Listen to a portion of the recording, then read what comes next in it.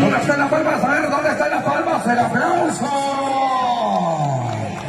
Y llegaron los chutos de oro, patrimonio cultural de nuestro Carguamayo. Ahí están los muchachos elegantísimos como siempre. Otra cosita, papá, otra cosita, los chutos de oro. Vamos, muchachos, sigamos.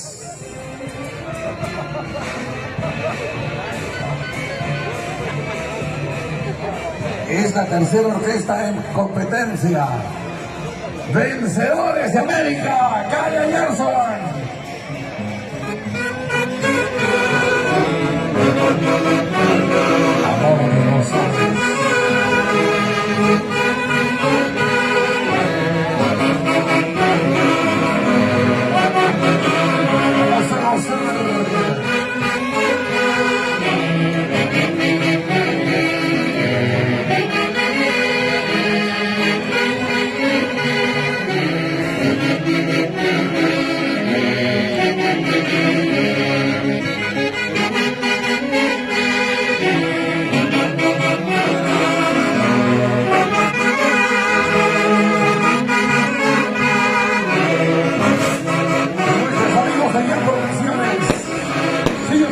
Mejores momentos, llevando las principales imágenes.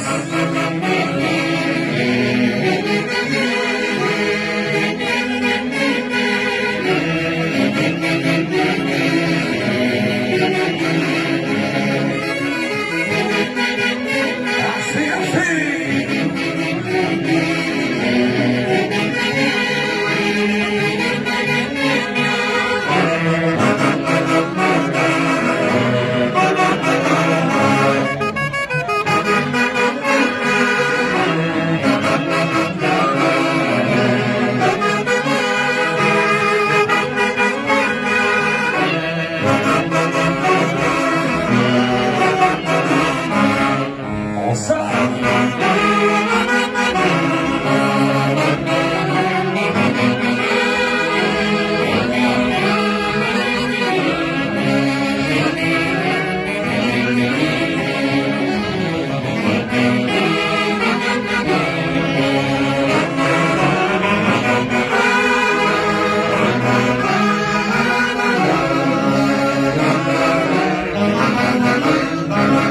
Muchas gracias. Venga las palmas a ver.